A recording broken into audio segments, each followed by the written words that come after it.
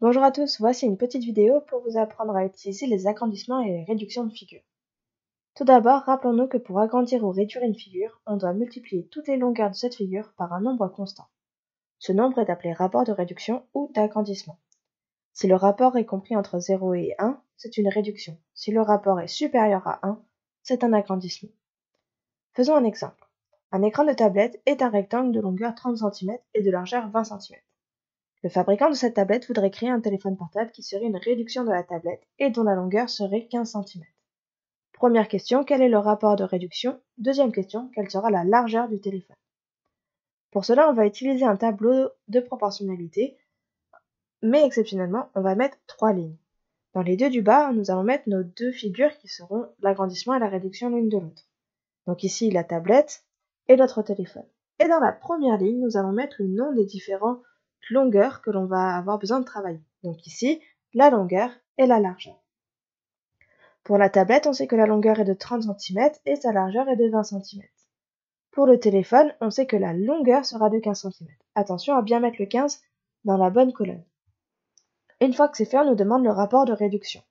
Donc comme pour les tableaux de proportionnalité, nous allons essayer de savoir de combien je dois multiplier 30 pour aller à 15. 30 fois combien égale 15. Pour cela, on va utiliser une division, on va prendre le nombre du bas et on va diviser par le nombre du haut. 15 divisé par 30. 15 divisé par 30 me fait 0,5. Donc, je sais que le rapport de réduction, c'est 0,5. On peut vérifier qu'on ne s'est pas trompé dans nos calculs parce qu'on a bien un nombre qui est plus petit que 1 et plus grand que 0. Donc c'est bien un rapport de réduction. Une fois qu'on connaît le rapport de réduction, on peut facilement trouver la largeur du téléphone. On va faire 20 fois 0,5. 20 fois 0,5 me fait 10. Donc la largeur du téléphone sera de 10 cm. Faisons un deuxième exemple.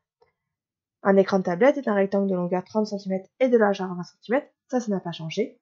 Le fabricant de cette tablette voudrait aussi créer une télévision qui serait un agrandissement de la tablette et dont la largeur serait de 80 cm. Donc cette fois-ci on est sur un agrandissement. Première question, quel est le rapport d'agrandissement? Deuxième question, quelle sera la longueur de la télévision? Comme tout à l'heure, on va faire un tableau à 3 lignes et dans les deux dernières, on va mettre la tablette et la télévision. Dans la première, on nous parle de longueur et de largeur.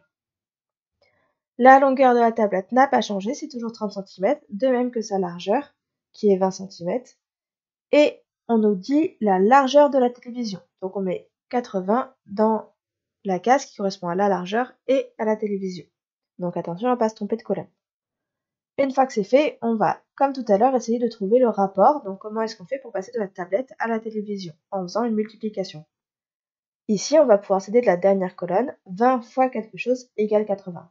Pour pouvoir répondre, on va donc faire le calcul inverse, c'est-à-dire 80 divisé par 20.